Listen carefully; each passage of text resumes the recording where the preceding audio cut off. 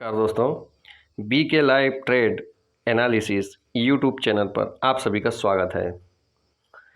यदि आप सब हमारे यूट्यूब चैनल पर नए हो तो प्लीज़ हमारे चैनल को लाइक, शेयर और सब्सक्राइब जरूर कर लीजिएगा, क्योंकि इसी प्रकार की शेयर मार्केट रिलेटेड न्यूज़ आपको हमारे चैनल पर लगातार प्रोवाइड की जाएगी।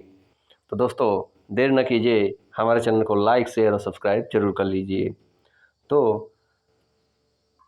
देर न करते हुए अब हम वीडियो को स्टार्ट करते हैं। बाजार में 3 से 6 महीनों तक रहेगा उतार चढ़ाव। इस दौरान अच्छी कंपनियों के शेयरों में करें खरीदारी। ये इस चीज़ को बताने वाले नीलेश शाह एक जाने माने जो है, इनकी कई प्रिडिक्शन बहुत अच्छी जाती है और उनके बाज़ार के बारे में इनकी नॉलेज बहुत अच्छी है।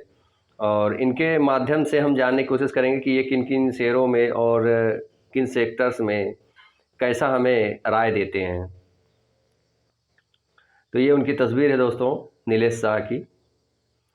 बाजार में पिछले कुछ दिनों से भारी उथल पुथल देखने को मिल रही है, जबकि आप देख ही रहे हैं कि इंडेक्स कभी ऊपर की ओर बढ़ता जा रहा है या तो कभी जो है निवेशकों की उम्मीद जगती है, लेकिन उछाल पर मुनाफा वसूली के चलते फिर से इसमें करेक्शन नज़र आता है। बाजार में जारी हाई वोलेटिलिटी कब तक जारी रहेगी, ये कब थमेगी और इस दौरान बाजार में किस तरह की निवेश की रणनीति हमें बनानी चाहिए, इसके बारे में आज हम थोड़ा सा इस वीडियो में डिस्कस और बातचीत करेंगे।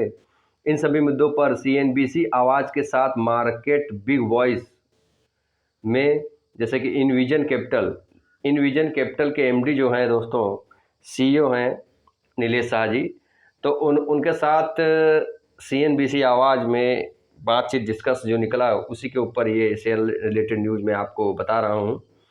तो उन्होंने किस प्रकार से बातचीत में अपनी राय रखी है उसके बारे में आप जानिए। पेश है उनसे बातचीत के संपादित कुछ प्रमुख अंश। नीलेश शाह ने बाजार की वोलेटिलिटी पर कहा कि बाजार में जो उठापटक नज़र आ रही है और सेंट्रल बैंकों द्वारा जो रेट हाइक किए जा रहे हैं वह बाजार के सामने चुनौती पेश कर रहे हैं। बाजार में महंगाई और ब्याज दर की बड़ी चुनौती सामने आ रही है।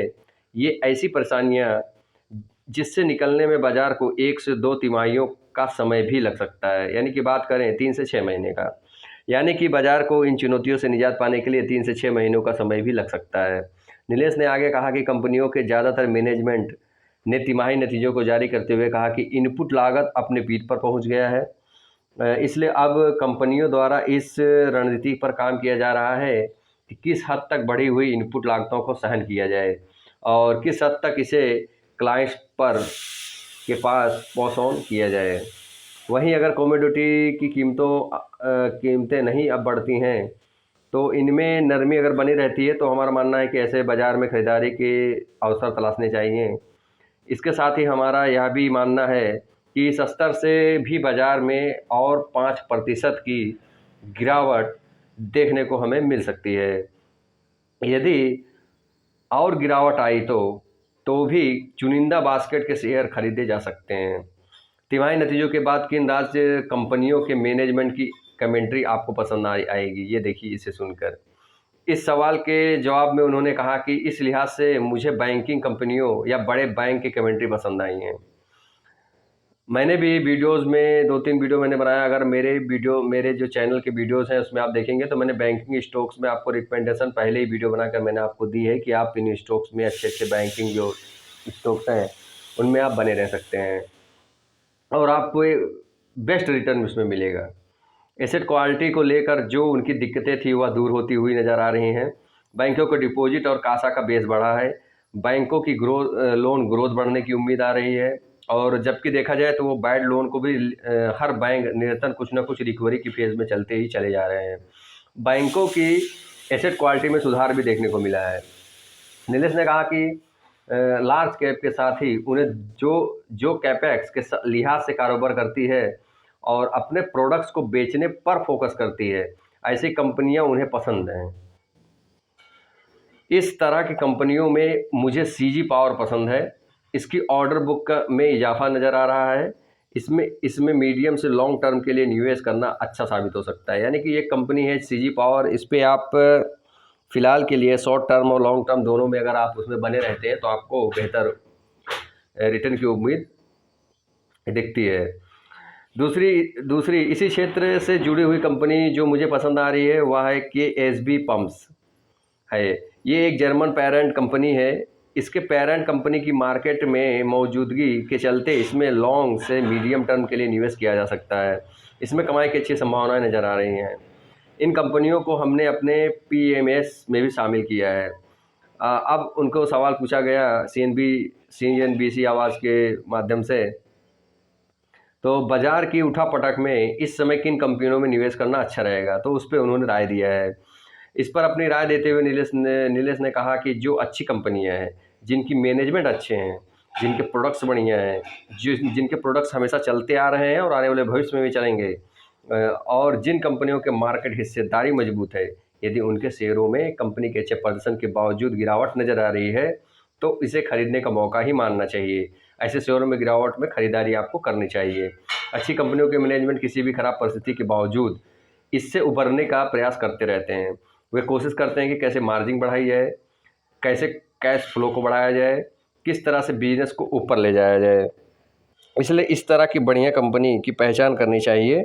ऐसी कंपनियों के शेयरों में गिरावट आने पर उसमें खरीदारी करना हमारे लिए फ़ायदे का सौदा साबित होता है। कल सरकार ने घोषणा की कि वह सेना के आधुनिकीकरण के लिए 76,000 करोड़ रुपए का खर्च करेगी। ऐसे में किन डिफेंस कंपनियों में आपकी निगाहें टिकनी चाहिए? यानी कि इनसे ये सवाल पूछा गया कि सरकार ने घोषणा की कि सेना के आधुनिकीकरण में काफ़ी अच्छा बजट उन्होंने पास किया है। तो वो बजट पास होने के बाद ऐसी कौन कौन सी कंपनी आपके नज़र में हैं जो आने वाले समय में इन्वेस्टर्स और रिटेल इन्वेस्टर्स को फ़ायदा दे सकती है? तो उसके बारे में उन्होंने राय दिया है। नीलेश ने कहा कि सरकार का डिफेंस सेक्टर पर नज़रिया बिल्कुल स्पष्ट है। सरकार सेनाओं को मजबूत बनाना चाहती है। सरकार का ये कदम डिफेंस कंपनियों के लिए पॉजिटिव साबित होगा। डिफेंस सेक्टर में कुछ अच्छी कंपनियां हैं जिनके आईपीओ भी आए हुए हैं। इस सेक्टर में निवेश के लिए हमारी निगाहें सरकारी कंपनियों पर ही रहेंगी। डिफेंस शेयरों को सरकार की नीतियों का फ़ायदा होगा। निवेशक चाहे तो अच्छी कंपनियों में निवेश करना शुरू कर सकते हैं। भारत डायनेमिक्स, देखिए कंपनियों का नाम भी इन्होंने कुछ बताया, भारत इलेक्ट्रॉनिक्स बात करें या भारत अर्थ मूवर्स की बात करें, तो इन सरकारी कंपनियों की ऑर्डर बुक बढ़ी है। इसमें 2 से 4 साल के नज़रिए से आप निवेश कर सकते हैं। इसमें अच्छी ग्रोथ देखने को मिल सकती है। इसके अलावा जिन डिफेंस कंपनियों की आईपीओ आए हुए हैं, यदि उन कंपनियों में शेयरों में गिरावट दिखती है, मतलब यदि इनके शेयरों में 10 से 20% का करेक्शन आपको नज़र आता है, तो आप इसमें डेफिनेटली आप इसमें खरीदारी करके मौके बनाते रहिए और ख़रीदारी करते रहिए। उसके बाद बात करेंगे, कुल मिला-जुला कर हमारा नज़रिया कैपेक्स सेक्टर के साथ ही डिफेंस सेक्टर के लिए भी बहुत पॉजिटिव है। इसमें लॉन्ग टर्म के नज़रिए से निवेश करके अच्छी कमाई की जा सकती है। यानी कि लॉन्ग टर्म अगर आप बने रहते हैं, अपने इनकम का 100, 200, ढाई 3% अगर इन्वेस्ट करते हैं, 1 से 2 से 2.5%, बस इससे अधिक नहीं, तो आप एक अच्छी खासी रिटर्न को जनरेट कर सकते हैं। कम इनकम में आप अच्छा रिटर्न जनरेट कर सकते हैं। तो उम्मीद है दोस्तों कि आपको हमारी वीडियो पसंद आई होगी, और यदि हमारी वीडियो आपको पसंद आई हो तो प्लीज़ हमारे चैनल को लाइक, शेयर और सब्सक्राइब जरूर कर लीजिएगा। इसी प्रकार के इन्फॉर्मेटिव वीडियोज़ आपको हमेशा मिलती रहेंगी। दोस्तों एक चीज़ और बता दूं कि इस समय मार्केट एक करेक्शन फेज़ में है और मार्केट एक वोलेटिलिटी और एक साइडवेज तरफ में भी है।